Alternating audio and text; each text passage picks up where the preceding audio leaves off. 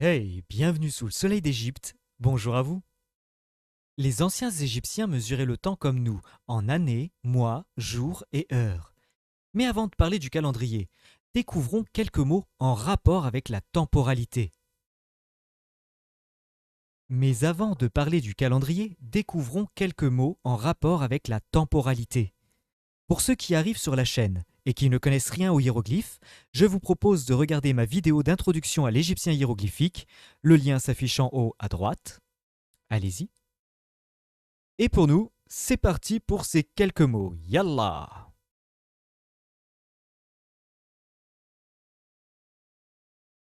Commençons donc par le mot année, Renepet. Une année égyptienne est définie comme le temps nécessaire pour une récolte. Le hiéroglyphe signifiant année, Renpet, représenterait une jeune pousse de palmier avec un bourgeon, ou bien une tige de palmier avec plusieurs entailles pour calculer l'écoulement du temps. Donc le premier signe de la tige de palmier est un phonogramme trilitère qui se lit Renep. Nous retrouvons le petit pinté, la désinence du féminin, et le trait que vous voyez en dessous est le trait des déterminatifs. Le trilitère phonogramme Renep est utilisé comme phonogramme et aussi idéogramme. Le second mot est Iteru, qui signifie saison. Il s'écrit avec plusieurs phonogrammes unilitaires, le roseau I, le petit pin T, la bouche R et le poussin de caille OU. Puis nous avons 3 fois la tige de palmier qui est triplée, ainsi que 3 fois le signe du soleil, qui est lui aussi triplé. Ces signes sont utilisés comme déterminatifs du mot. Le signe du soleil est le déterminatif de la temporalité, et la tige de palmier, celui de l'année.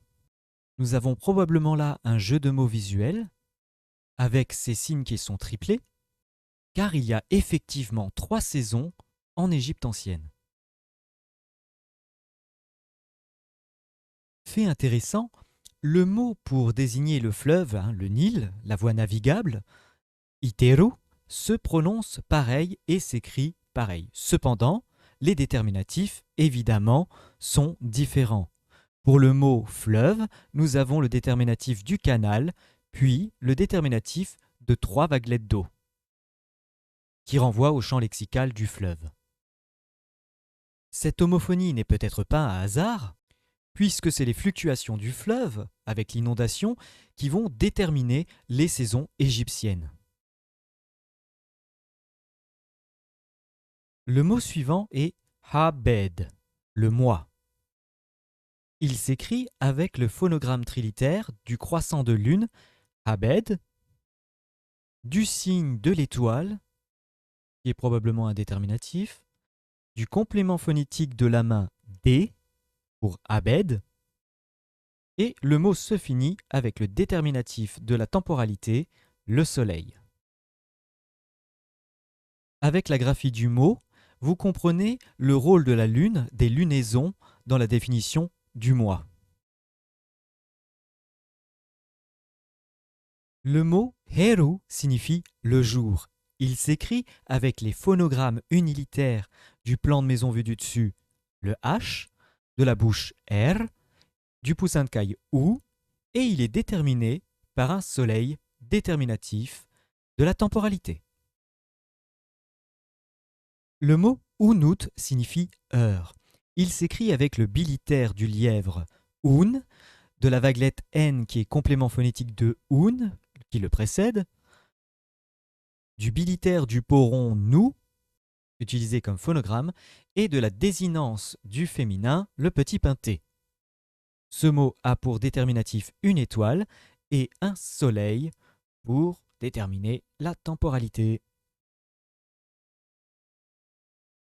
La présence de l'étoile dans le mot Unut, heure, est probablement due au fait que pour déterminer les heures de la nuit, on observait le lever des étoiles, de certaines étoiles ou de constellations. Le mot pour nuit est Gereh. Il s'écrit avec les phonogrammes unilitaires du support de jarre Ge de la bouche R et de la corde enroulée ou chandelle H. Un H légèrement aspiré, H point en translittération. Ce mot de Gereh la nuit est déterminé par le signe du ciel, d'où pend un été brisé, qui à l'origine disposait d'une petite étoile.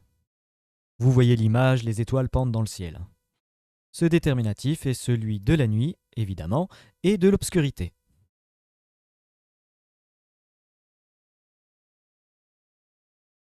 Le mot pour étoile est Seba.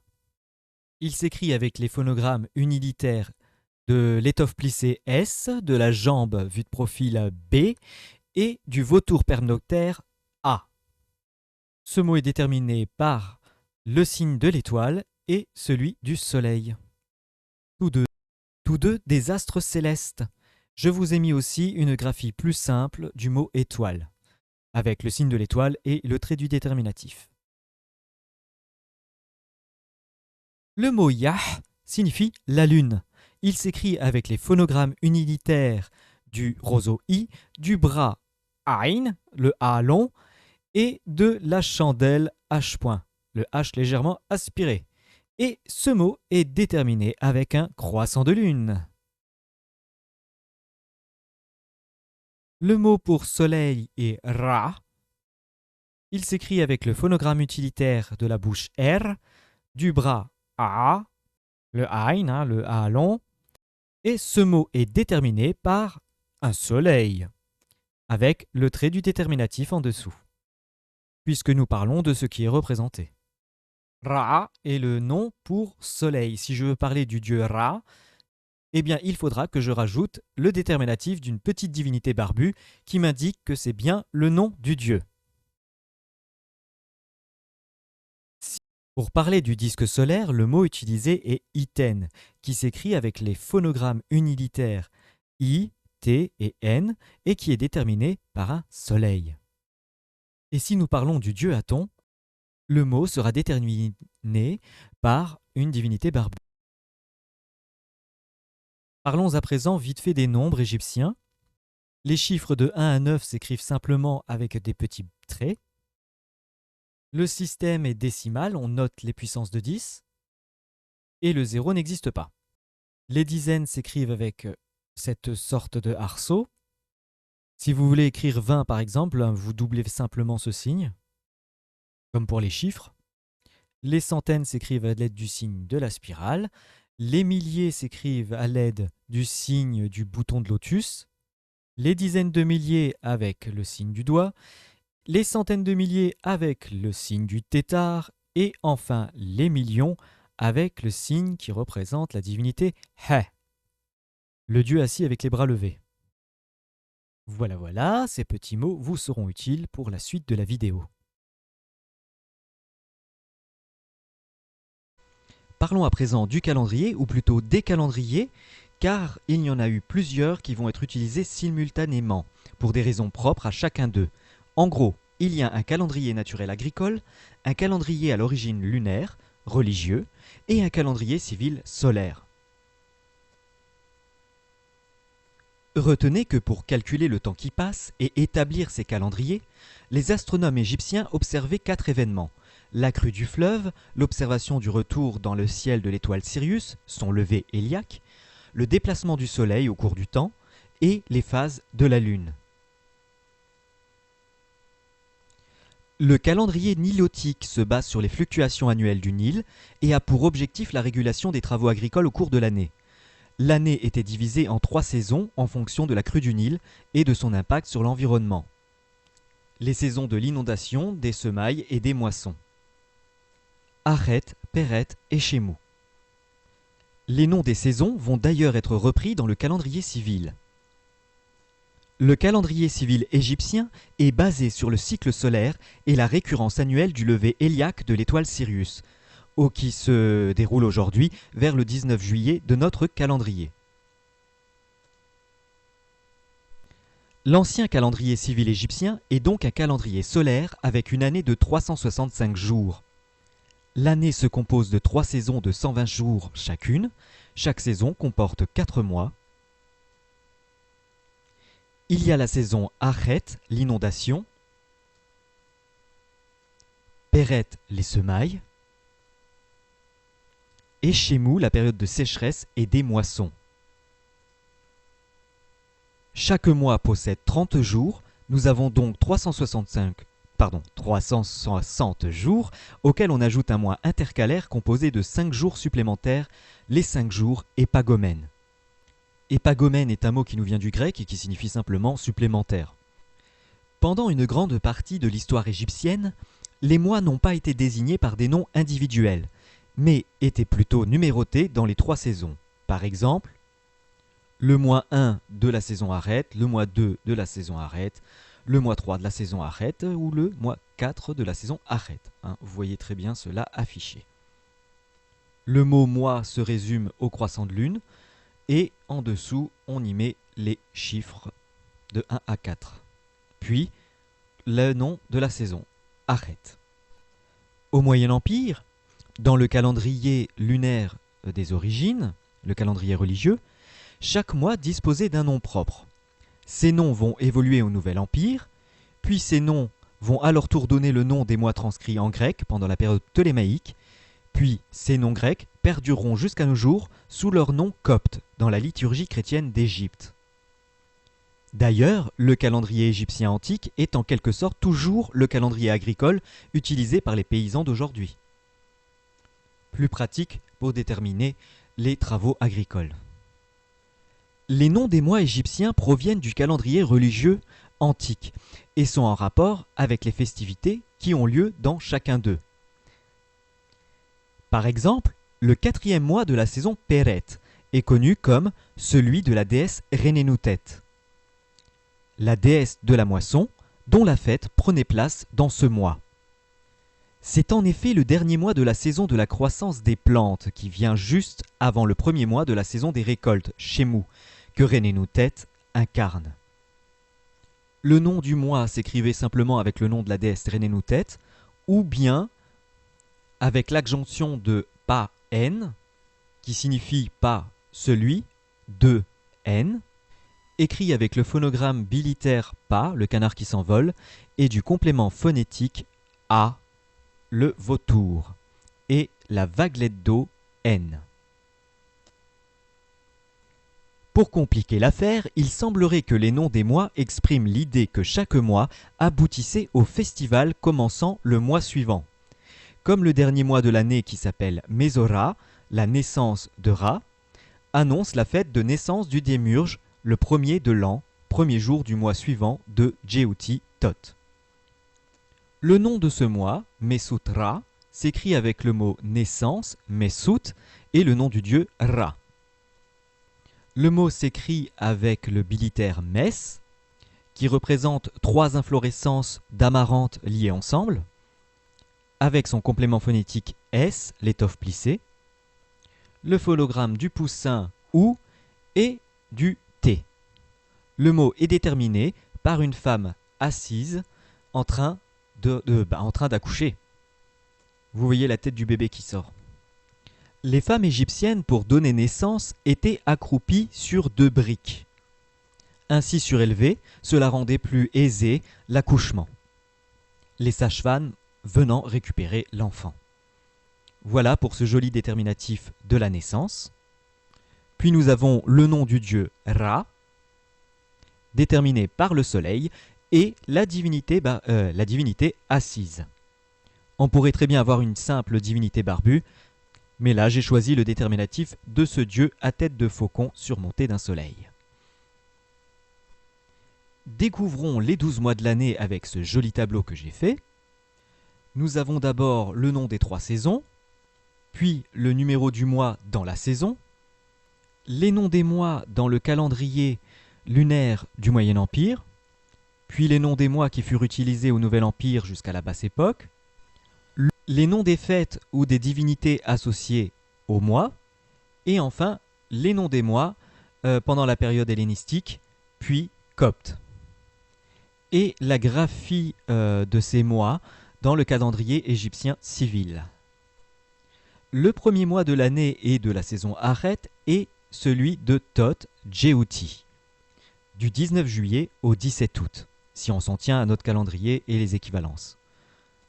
Le second mois de Achet, anciennement Menechet, s'appelle Pa-en-Ipet, celui de l'Opet.